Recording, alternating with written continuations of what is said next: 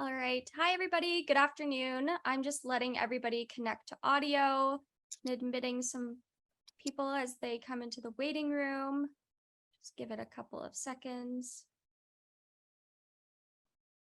All right. Perfect. Okay. Again, welcome to Hands On. I'm glad that you guys could join us today.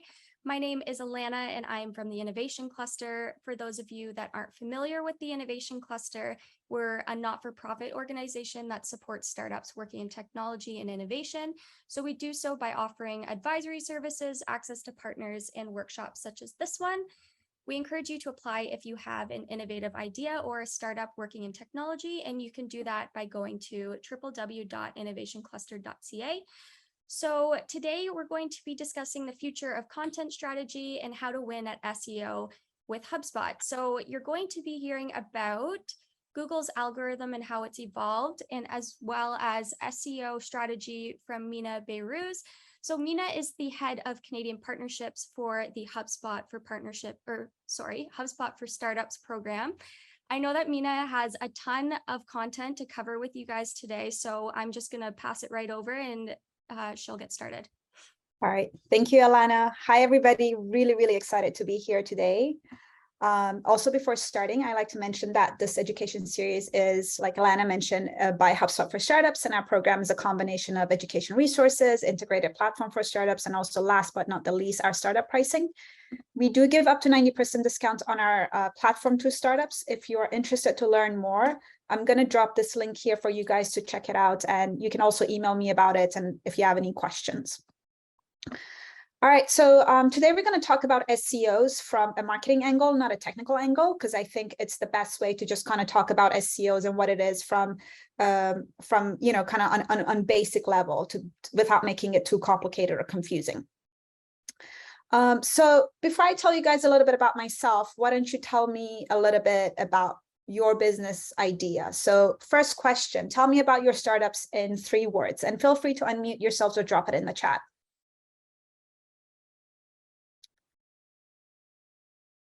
All right, let's give everybody a few seconds to think about this. And the 3 words could be anything.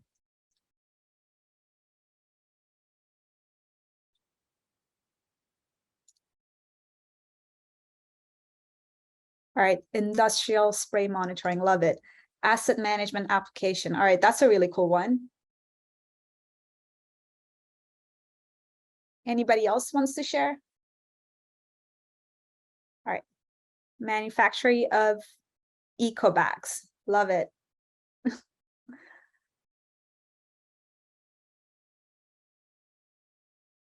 right, a few more seconds for this question. All right, medical kits production, that's a cool one. Bridge and structures monitoring, very technical. All right, let's move on to the next question. Are you B2B or B2C or e-commerce? Or I know sometimes people are both. B2B, okay, awesome. B2B, perfect.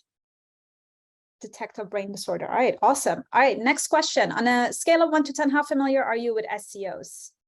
And 1 is that you don't know anything about SEOs, and 10 means that you're an absolute expert and you probably know more than I do. 5, okay, 5. 3, okay, 5.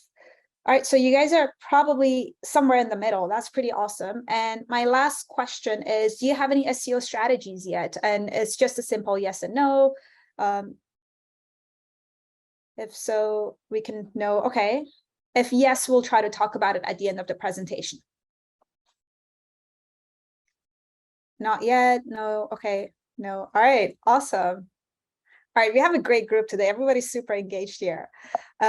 So let me tell you guys about myself a little bit. So I'm part of HubSpot's for Startups program, and I manage our Canadian partners locally.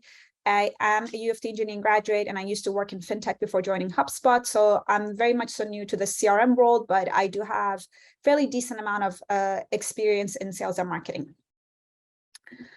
So on the agenda today, we're going to talk about three things, the evolution of SEO. So we're going to talk about Google a little bit and what their story is. And then we're going to talk about the introduction to topic cluster strategy, which is something that we implement with our SEOs internally. And then finally, we're going to get into the something called a three-step process to creating topic clusters. While I go through the presentation, feel free to interrupt me.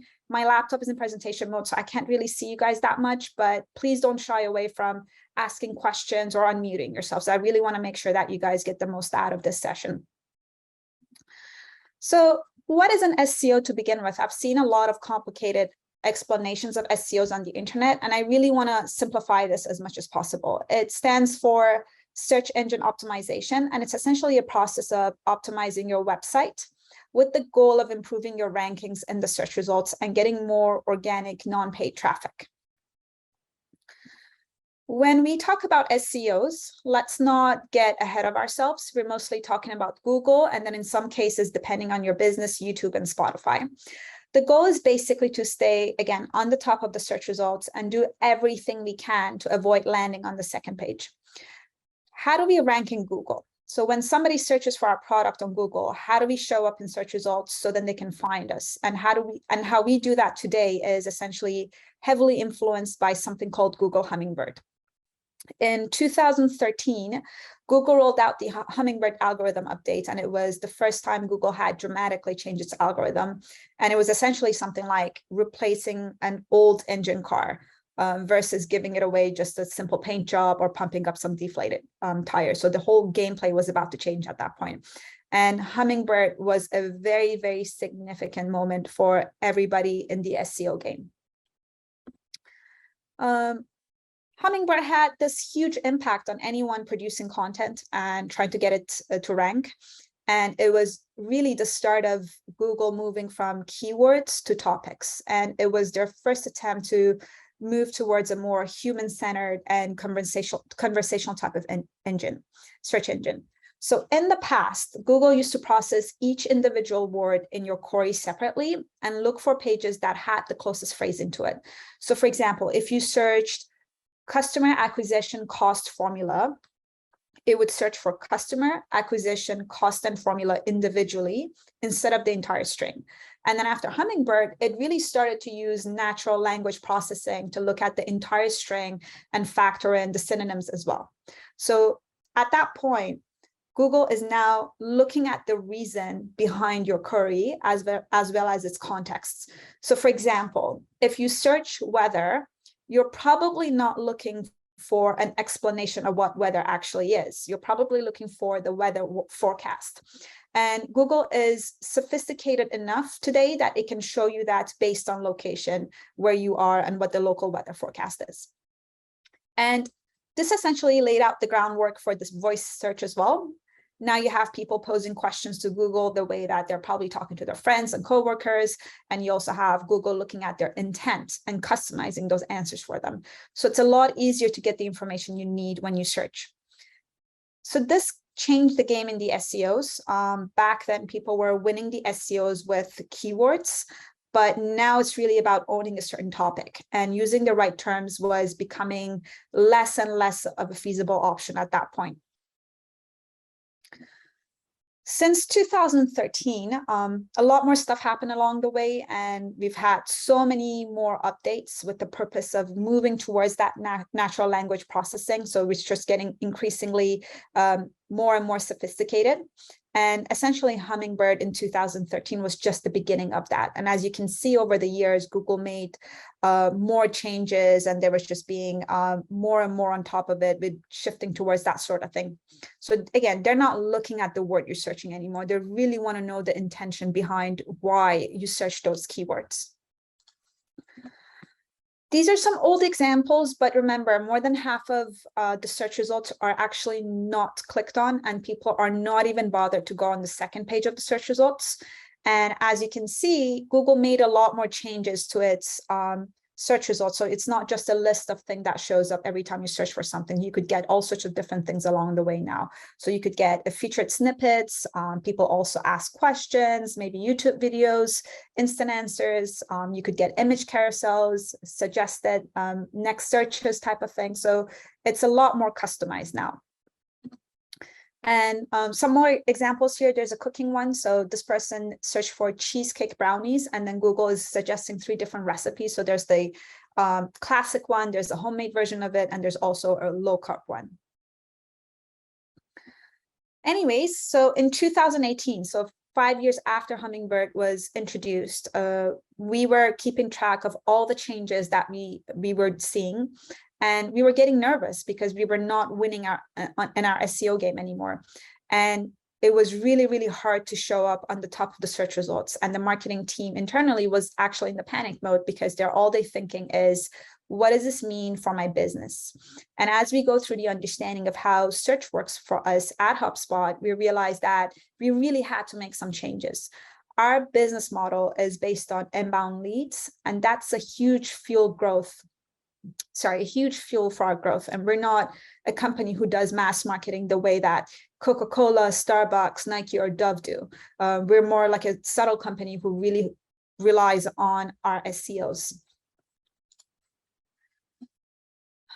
So with our SEOs, we knew that our blog post content was one of our biggest fuel engines for our sales team. And we knew that at least half of our customers were checking about 5 to 6 of our blog posts before they come to us to make a purchase. And it was basically our main driver for business growth. We also knew that we had to do something here. So we start to look at the way that our system was and how this Google change was impacting us as a business. And this is how our website was organized at the time. So you have your master URL, which is hubspot.com. And that one had the most authority in the eyes of Google. And it's essentially the parent URL. And then every single page that you create has to roll up to this one. So it's given the most weight in the search. Then you have your blog subdirectory, which is blog.hubspot.com, which is a child of the main site. And it has less authority than hubspot.com, but it stands out as an individual. It has more authority, than an individual blog post.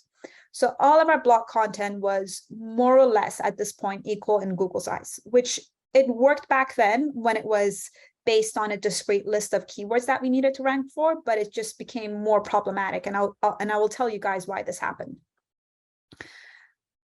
Our posts, essentially, when we had something like this, because they were so wordy, they ended up competing against each other, and they were like cannibalizing each other. And because of that, Google was getting confused, and Google felt that this is not really relevant. We're not putting you on the top of the search results anymore. We had about 15,000 pieces of content, and they were essentially, again, cannibalizing each other. And what's worse is that when you put these things up there, because it's so wordy, it's really hard for Google to figure out which article is more important. So let's take a look at this example. On the left-hand side, we have how to create a content marketing strategy for virtual reality. And then on the right-hand side was content marketing strategy, a comprehensive guide for modern marketers. So the titles at the time, they were intentionally wordy because, again, we were trying to win the SEOs with the keywords. But when you look at the topics, it's really, really hard for Google to figure out which one is more important. Obviously, the one on the right-hand side is more important, but the article on the left-hand side was hurting the one on the right-hand side. So it really wasn't working out anymore. So, and a situation like this is essentially problematic. So what we did was that in the back end, we had to go and restructure all of our content. And this is how the pillar strategy came about. We reorganized our entire website into topic clusters. So topic clusters are very broad things. So HubSpot has hundreds of them. So it could be something like e-commerce, advertising, leadership, blockchain. And each cluster represents a subject that we want to be recognized as an expert in. First by the search engine, and then second by everybody that's using the search engine. And then this way, we're signaling to Google, hey, for each of these topics, I'm providing the most comprehensive content. All these satellites are my subtopics, helping build that authority. So put me on the top when people search for these topics. And this is how we organized it when you zoom in. At the center, we have something called a pillar content, which is that broad topic that I mentioned. And outside of it, we have these subtopics that are essentially something like, we call them satellites. And then what we're doing is that we're using backlinks. So if you go on our blogs, it's this never ending loops on backlinks and hyperlinks where you're constantly being led to a different page. And that's with the intention of leading you to a certain page that we have in mind for you. So it's heavily mapped out in the back end. And because of this, in the eyes of Google, we're suddenly important. And now we're owning certain topics that we want to be known for. So think about it. A topic can be searched using all sorts of different keywords or sentences, and we're trying to own that single thing instead of a whole bunch of keywords. So for example, if you search for inbound marketing, we essentially come on the top against Salesforce, and Salesforce is 10 times bigger than us, and we have authority over them. If you really execute this right, then you should get something like this. Basically, every search result here is either by HubSpot or written for HubSpot by some other third party. It's a little bit different now because Google uses ads on the top, but I think you guys kind of get my point.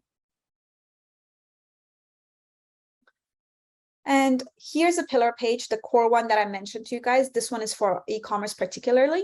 As you can see, the ultimate guide, it's called the ultimate guides, and it's supposed to be this comprehensive overview on this certain topic of e-commerce.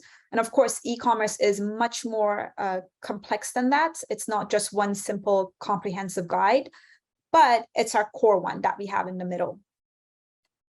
And then we're using our satellite articles that are very specific, that are very niche, that are standalone, and they're not cannibalizing each other or fighting for each other to boost the e-commerce posts. So what would be an example of that? So one is fixed cost, what it is and how to calculate it. And then the other one is the inventory management guide for e-commerce. We had to manually reorganize more than 15,000 blog posts into topic clusters, figuring out where each one belonged. And then we had to tag them in the back end, and we had to map them out and just kind of organize them as much as possible. And it was a lot of blood, sweat, and tears. Luckily, you're starting with this framework from the beginning. So going through this exercise, it's going to be a lot less painful for you because you have your structure set up. So how do we move on to do this? Before I get there, any questions? Are you guys good so far? Did everything make sense?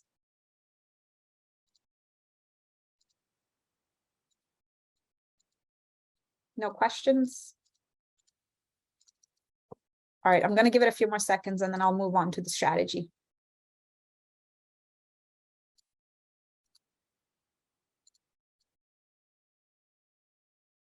All right, let's talk about the framework. It's a 3-step process to creating topic clusters. Step 1 is identify the keywords that you want the product pages to rank for. And then step 2 is map those product keywords to topic clusters that you want to be known for. And then step 3 is to figure out which keywords your blog posts will target. And then once you have these 3 steps followed, you should have a content strategy. Remember, a topic cluster is one pillar page that you want to be known for as an expert.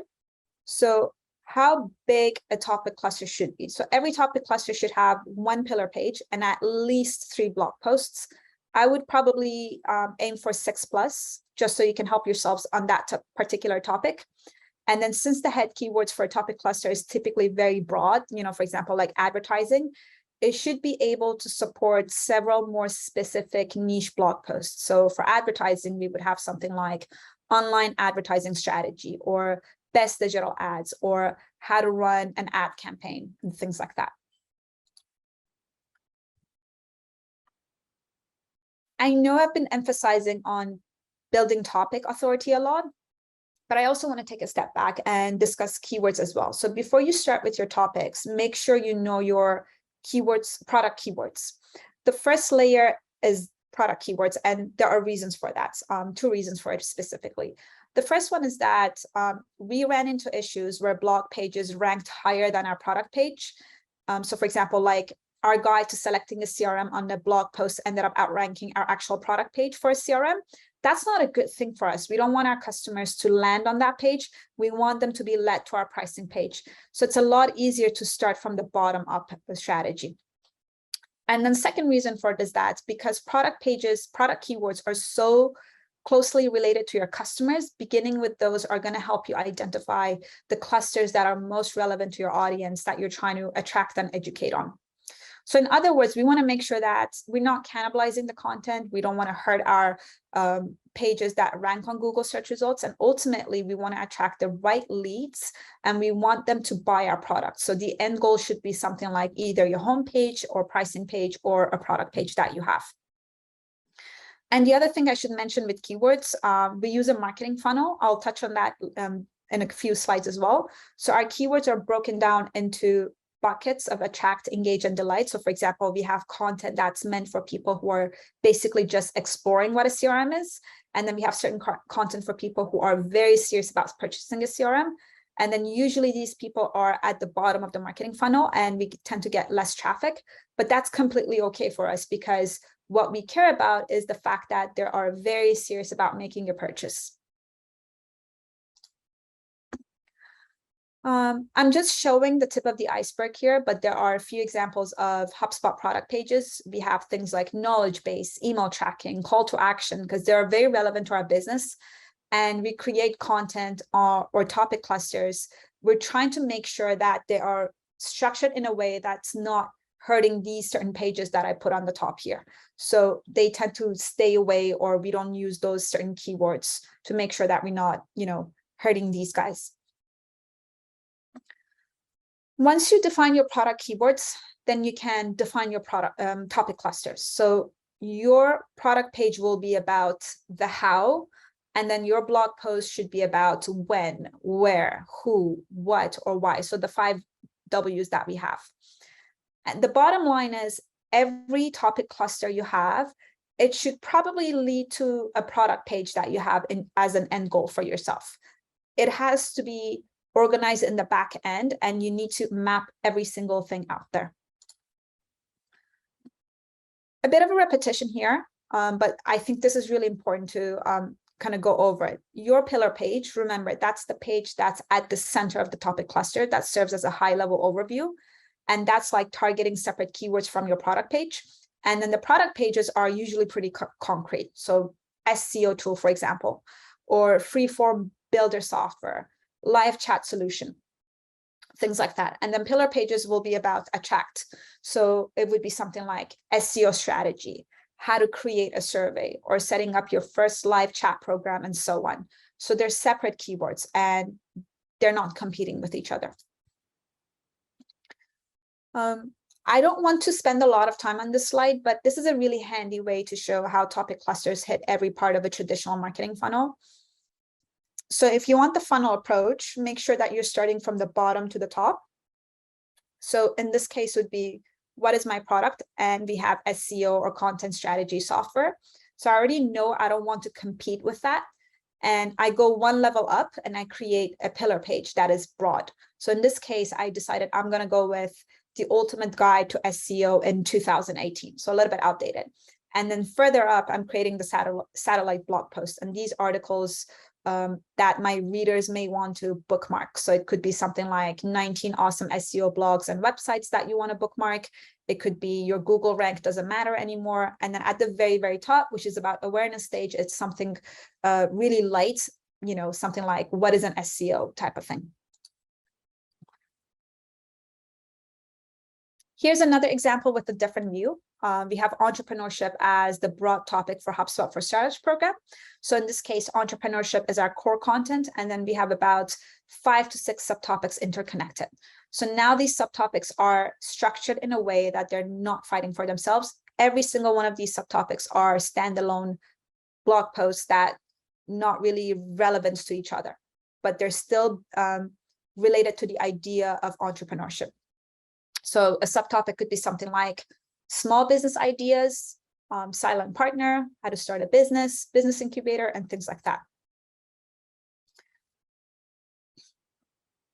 And this is also another really great example that we have. This is about Instagram marketing, and the rest are subtopics on things like hacks, how-to, stories, buying followers, and so on. And we've had about 500,000 organic users on this single cluster with over 5,000 backlinks. So people are constantly giving us votes. And it really came from a simple observation of reorganizing the content that we have. So going through these examples, do you guys want me to go back on any of the three I showed? Any questions here?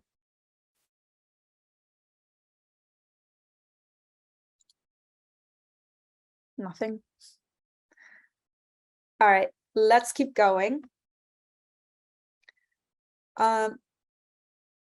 Aside from the examples, here's a chart that you can use for the process of mapping your product pages to pillar pages. What is it meant by 5,000 backlinks? So every time somebody creates like a hyperlink on their website and they're saying that this blog post is very interesting, go and check it out, and then that just happens to be your blog post, that's a backlink, and that's like a vote for you. So the more shares you get, the more hyperlinks you get, you become more credible in the eyes of Google. And okay, you're good. All right, awesome. So sorry about that. Let's look at this chart. We can use this for the process of mapping out your product pages to pillar pages. So it's a really good way to make sure that your product and pillar pages are talking about different things. So you have a product, and then now you want to create a pillar page. What would that pillar page be for you? So similar to the last slide, we could have something like SEO software as a product, and then we would have something like a SEO strategy as a pillar page. Remember, the pillar page is targeting the highest volume, and it's basically the most universal keyword on a topic. And then each blog post should address a different subtopics and should target about 1 to 3 keywords that you have in mind. And the goal here is to identify what your satellite articles are going to talk about and what longer tail keywords you really want to address for your SEO. And it's a bit of an art. It's not just, math. We're not going to target 19 keywords at once. It's just an overkill. It's going to hurt you rather than help you. And we also want to make sure that in the end, whatever you choose to go with, it has to tie back to your product page or your pricing page. If your pillar page is something like content marketing, then here's how your satellite blog post might cover. So it would be content marketing strategy, brainstorm techniques, blogging mistakes, buyer persona, writing skills, or writing productivity. And then these satellite blog posts are basically signaling to Google, saying, Google search engine, that we're essentially the experts on content marketing. And we really want to build authority here. We're the most relevant guys on content marketing. Put us on the top.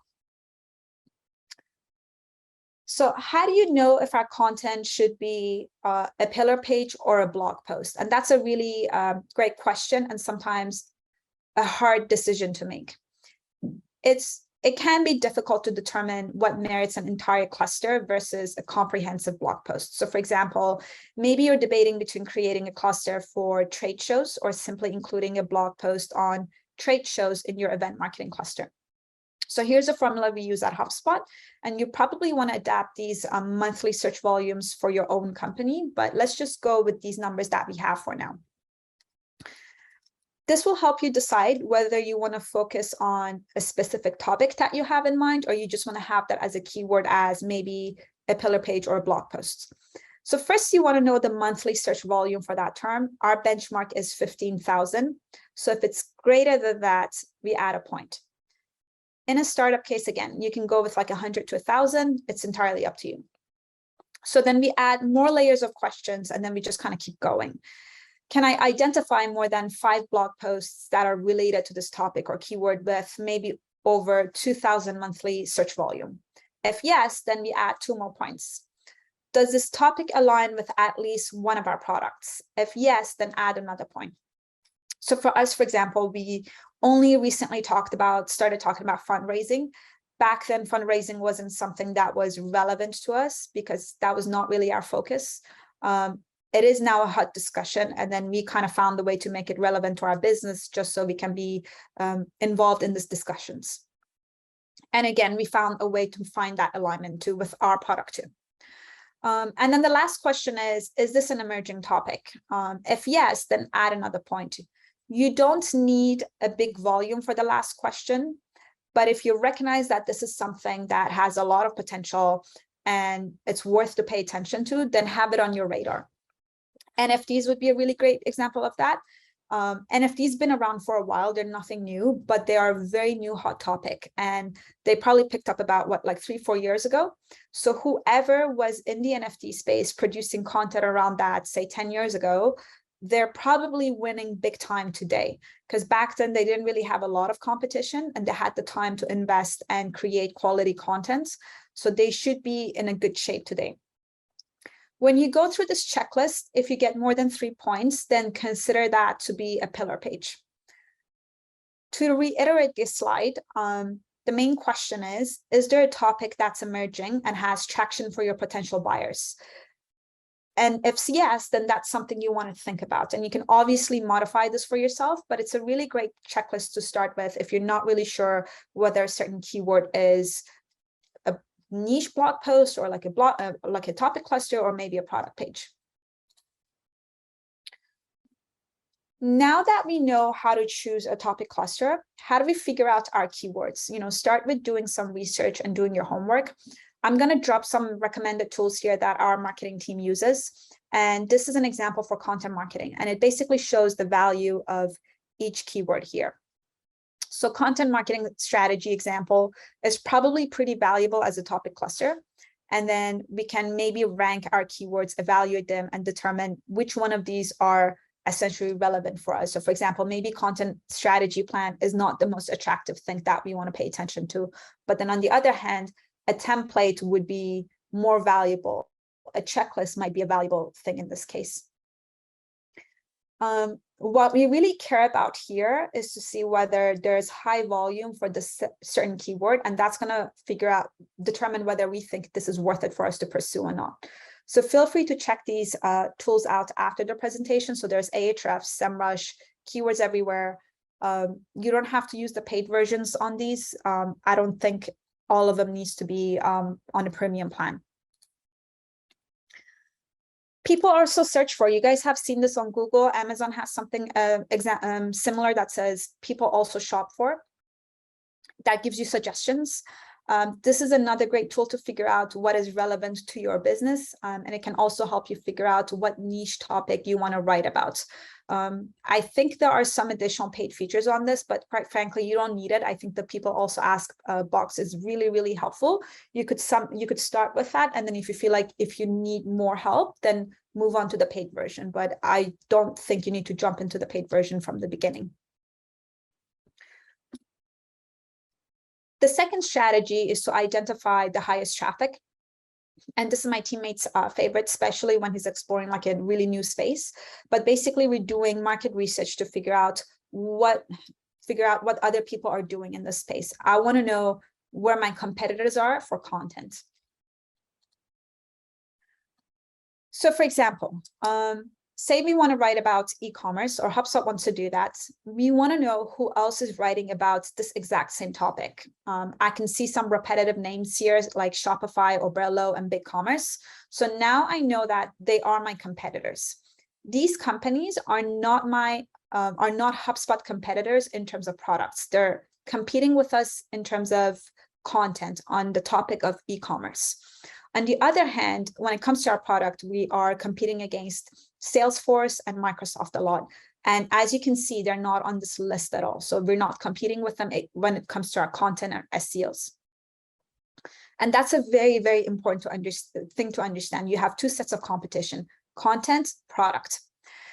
As you're working on your SEO strategies, keep that in mind. Your competitor, it could even end up being like an Instagram influencer. You don't really know that. But in this case, we're worried about Shopify, not Salesforce. Depending on the term, we usually compete against companies like Buffer, Sprout Social, WordStream, Canva, and so on. So it's really tempting to immediately do like keyword analysis and go to these people's websites and that we recognize the competitors. But it's a really different thing if you choose not to do that. You just go and search and look for that certain content or keyword that you're interested in, and then you figure out your new sets of competitors for that particular keyword.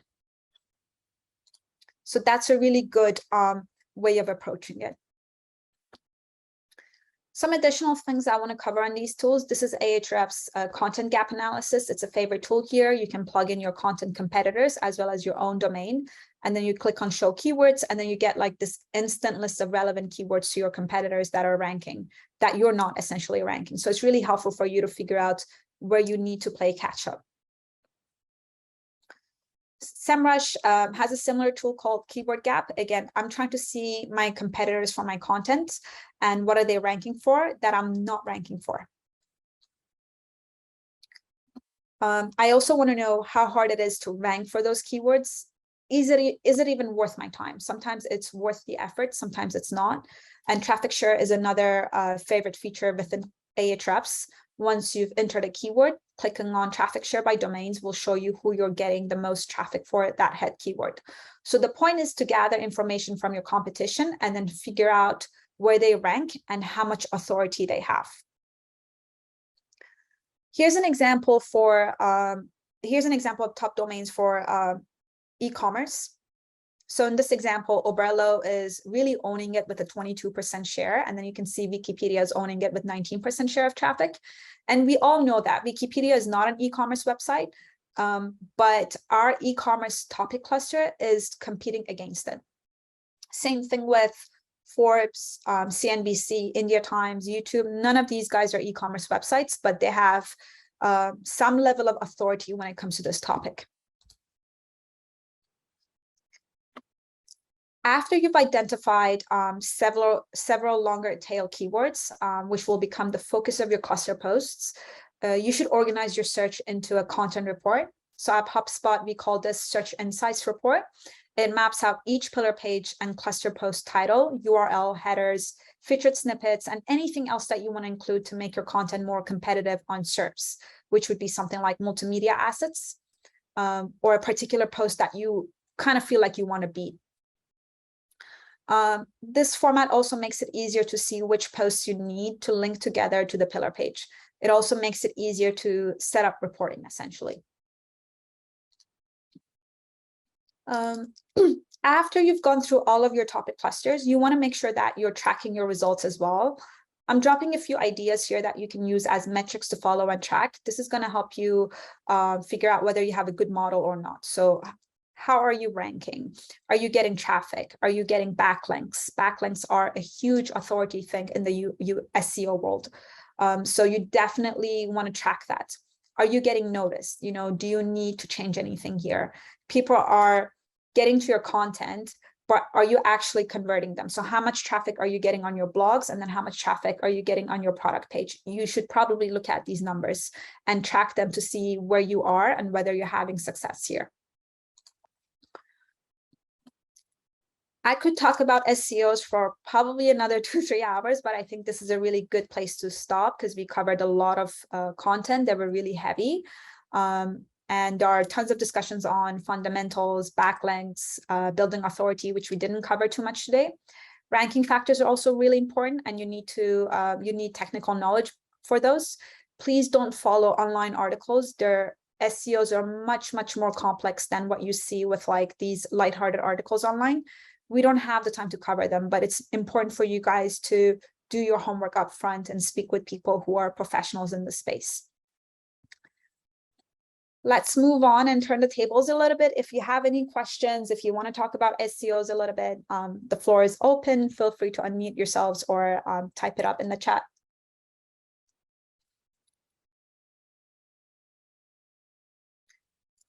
Do you provide us with the slides? Yes, absolutely. Camilla and Alana will have access to the slides and then they can share it with you guys.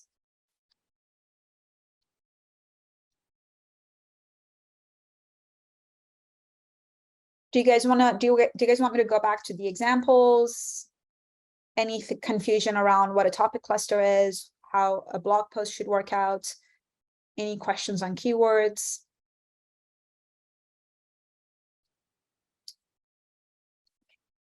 Love the idea of content pillar. Definitely going to be putting a map together. Oh, thank you, Dylan.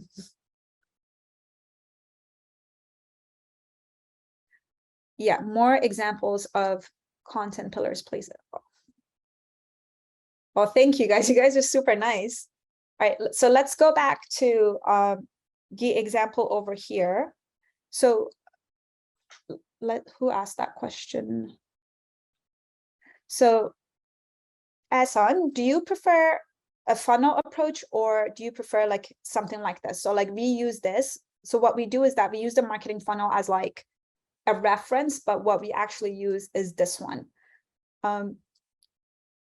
Which one do you prefer to begin with? And then the other one is, what type of examples do you think you feel like you need to see? The second one, I guess. So entrepreneurship, right? So let's take a look at this one, because this is one of our most successful topic clusters. So this one, what happened with HubSpot, full transparency. So like they kind of got a little bit more niche than usual with their topic clusters, just because they're like a really large organization. They can create a ton of content on weekly, monthly basis. But in this case, they have like marketing, Instagram marketing. You don't have to be this specific with it, but if you want to be, you can. So with Instagram marketing, think about these examples that I have here. So how do you add a link to your Instagram story? So that's a very niche thing, right? And then when is the best time to post, right? So these ones are like related to Instagram marketing, but they're not fighting with each other essentially. You know, to best time to post something has nothing to do with adding a link on an Instagram story, but they all have like these like hyperlinks or backlinks to the Instagram marketing page, and it gives it a boost. If you're trying to figure out, okay, what do I write about? Really, like it's this one. You go back to your funnel, you start from the bottom up, and your product page is basically the how, and then everything else is why. So why do I do this? When do I do this? Or what is it about? And things like that. So that's going to dictate how your content will look like, essentially. Okay, I hope this helps.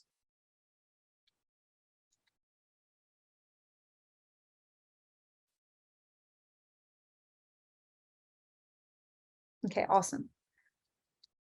Any other questions? So there is this website I found. I want to share with you guys. It says the URL is answer Socrates. And this one, it doesn't show you the metrics, so it doesn't tell you the value of each question, but you can search for a topic by country, and then you can choose a language as well, and you search for it, and then it gives you ideas of what types of questions people are asking. And this is also another great way of coming up with blog post ideas.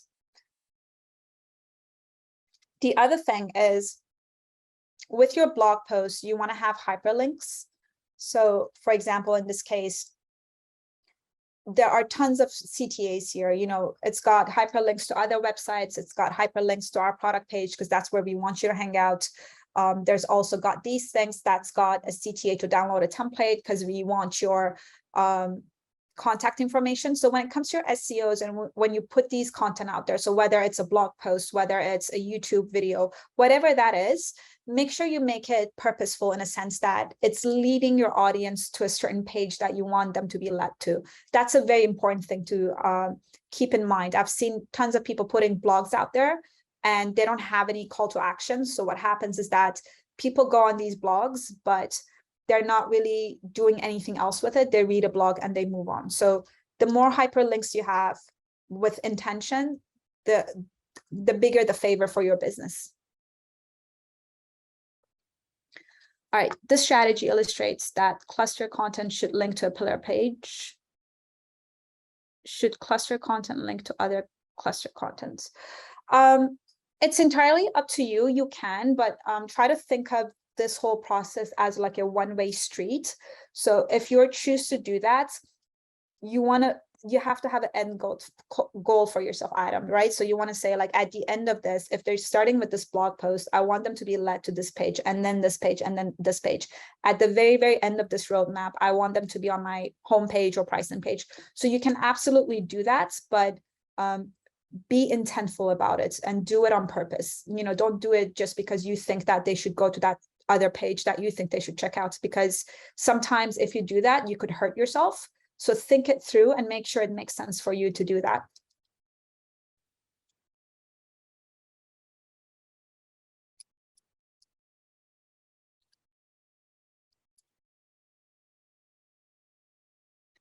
How important do you think is to have a subdomain?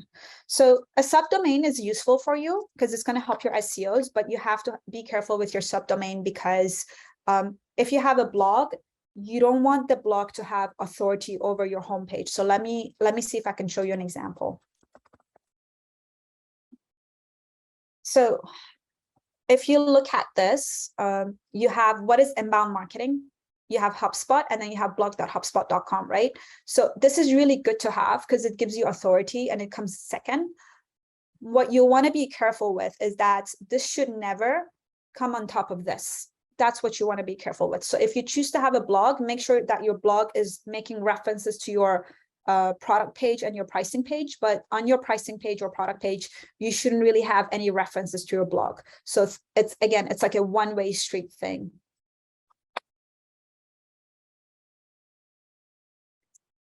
With the blogs, one more thing is that a lot of people don't like it because they think it's just too much effort. If you feel like it's not valuable to your business because it's not really like a core marketing focus, you can always use like websites that are essentially authority blogging. So something like Medium would be really helpful in this case. So don't feel like you are pressured to create like a blog for yourself. You're not under that pressure. If you don't want that avenue, you can use something like Medium or LinkedIn. Fair. I guess I'm just not sure how to get Google to show my website and blog in that way. Very impressive setup. Oh, thank you. Again, like I mentioned, like very simple trick. Blog leads to the product page, but then the product page doesn't lead to the blog. So like, I think that was one of the things that that came up for us. The other thing is that stay away from using your product keywords in your blog posts. That's also one of those things that could possibly hurt your SEOs.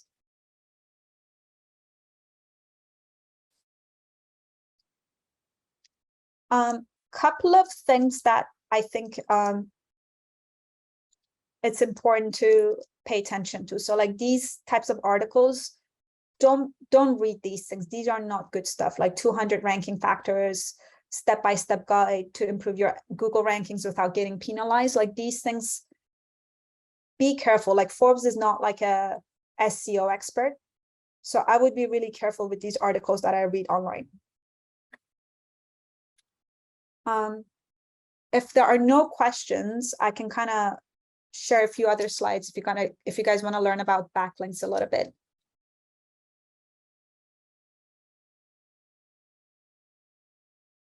Alana, Kamala, do you guys want me to do that? We still have some time, so I think whatever content you want to go for, we still have about 12 minutes. So let's talk about, very quickly go over backlinks and why that matters. I touched on it in this presentation very quickly.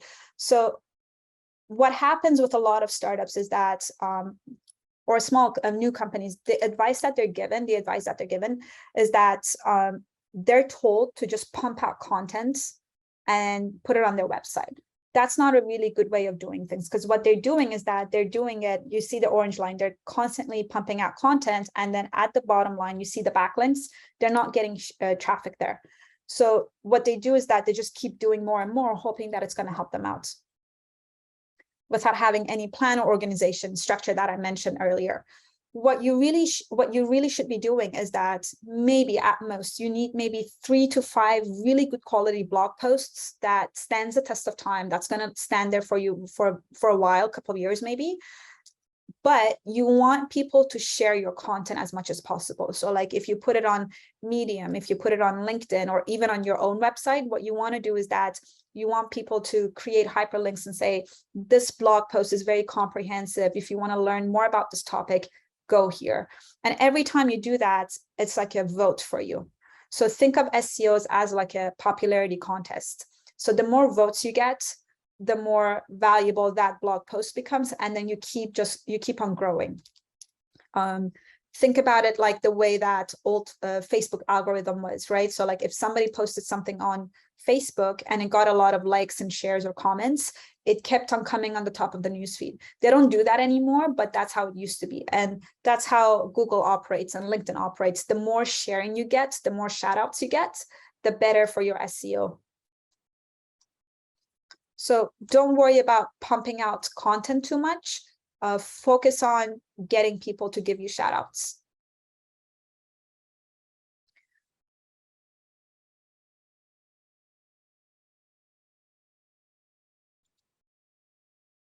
Any questions? We still have 10 minutes left.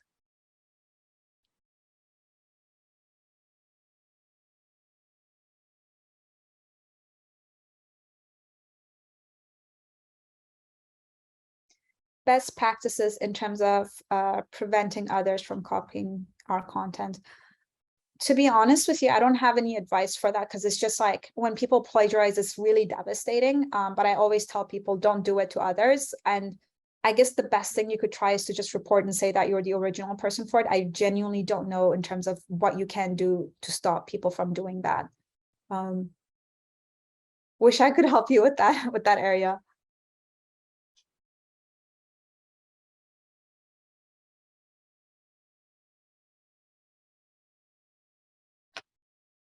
Okay. I don't think that anybody else has any other questions. Mina, do you have any other content that you wanted to cover in the next couple of minutes, or? No, I think these were everything I wanted to cover. If you guys want to stay in touch with me, feel free to add me on LinkedIn. I'll give you my email as well if you want to have a chat. No problem with that at all. We'll hop on a call after work or something like that. Perfect. Okay. Well, thank you to Mina, and thank you to Hubspot for all of your time today. We really appreciate the partnership that we have with you, and that you are available for our clients and for the public now to reach out to. And thank you to everybody who sat in on today's workshop.